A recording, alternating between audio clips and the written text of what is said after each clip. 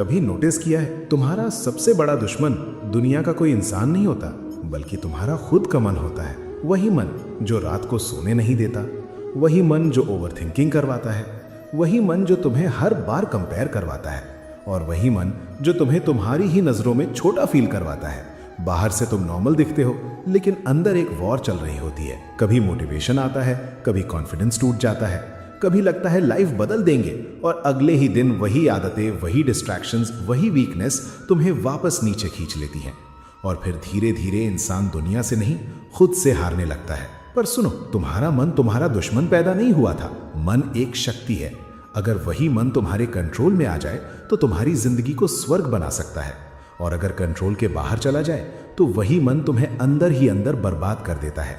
इसीलिए गीता में मैंने कहा था, मन ही इंसान का मित्र है और मन ही उसका शत्रु। समस्या मन में नहीं है। समस्या इतनी सी है कि आज ज्यादातर लोग मन के मालिक नहीं, मन के नौकर बन चुके हैं। तुम्हारा मन एग्जैक्टली एक छोटे बच्चे की तरह होता है।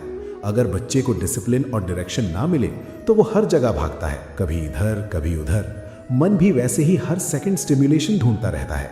Short videos, validation, attention, dopamine, comparison, fantasy, laziness, और धीरे धीरे मन इतना इम्पेशेंट हो जाता है कि उसे शांति बोरिंग लगने लगती है। इसीलिए आज लोग 10 सेकंड में वीडियो स्किप कर देते हैं, 2 मिनट में फोकस टूट जाता है, और 5 मिनट अकेला बैठना टॉर्चर लगता है, क्योंकि मन को कभी ट्रेन ही नहीं किया गया।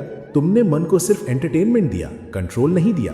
और जिस चीज को कंट्रोल नहीं दिया जाता वो धीरे धीरे तुम्हें कंट्रोल करने लगती है। सोचो, कितनी बार तुमने डिसाइड किया होगा कि कल से डिसिप्लिन स्टार्ट करूंगा, कल से जल्दी उठूंगा, कल से पढ़ाई करूंगा, वर्कआउट करूंगा, फोन कम चलाऊंगा। लेकिन अगले ही दिन मन बोलता है आज रहने दे, कल से पक्का, और तुम मान जाते हो। फिर मन बोलता है बस 5 मिनट रील्स, और 2 घंटे निकल जाते हैं। फिर मन बोलता है तू नहीं कर पाएगा, और तुम्हारा कॉन्फिडेंस टूट जाता है। समझ रहे हो? मन तुम्हारी लाइफ का स्टीयरिंग व्हील पकड़ चुका है और तुम सिर्फ पैसेंजर बन गए हो। लेकिन जिस दिन तुमने स्टीयरिंग वापस पकड़ ली, उस दिन तुम्हारी पूरी जिंदगी बदल जाएगी।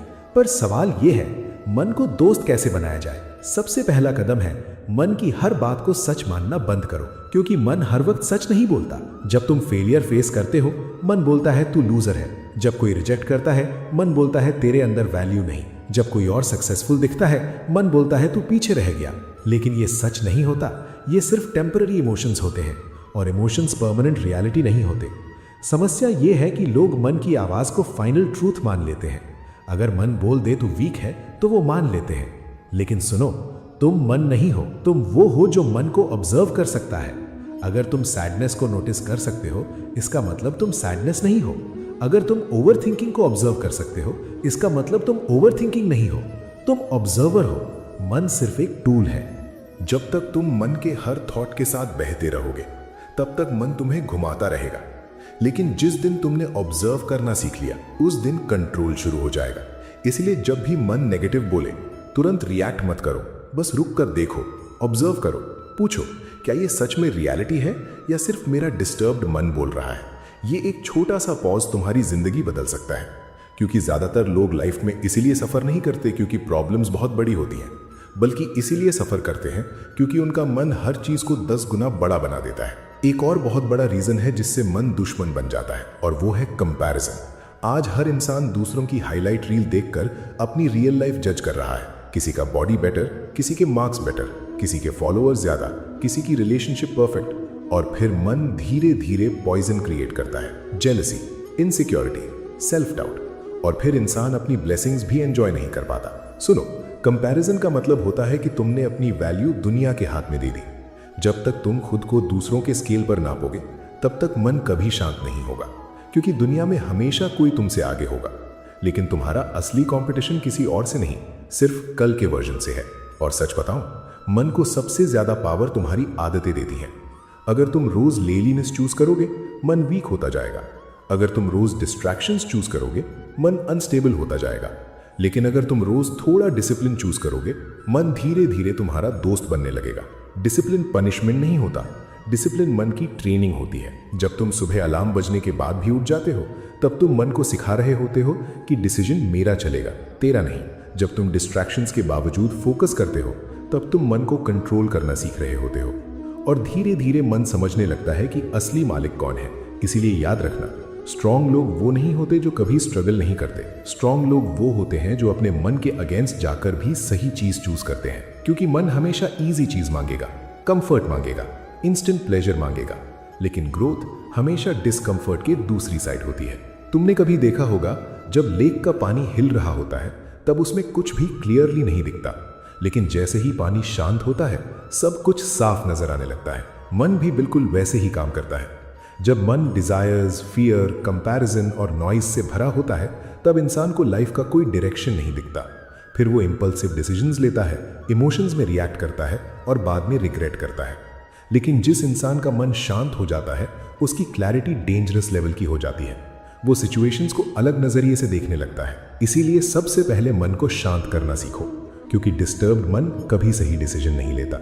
और सुनो, मन को शांत करने का मतलब ये नहीं कि तुम पहाड़ों में चले जाओ या दुनिया छोड़ दो। असली शांति दुनिया से भागने में नहीं, अपने अंदर स्टेबिलिटी क्रिएट करने में होती है। बाहर केओस हमेशा रहेगा, लोग जज करेंगे, प्रॉब्लम्स आएंगी, एक्सपेक्टेशंस टूटेंगी, कभी पैसे कम होंगे, कभी रिलेशनशिप्स हर्ट करेंगी, कभी फ्यूचर का फियर सताएगा। लेकिन अगर अंदर स्टेबिलिटी आ गई तो बाहर का स्टॉर्म भी तुम्हें तोड़ नहीं पाएगा। समंदर के ऊपर कितनी भी बड़ी लहर हो, लेकिन उसकी गहराई में हमेशा शांति होती है। तुम्हें भी वैसे ही बनना है। पर एक बहुत बड़ा ट्रैप है जिसमें आज का यूथ फंस चुका है, और वो है कांस्टेंट डिस्ट्रैक्शन।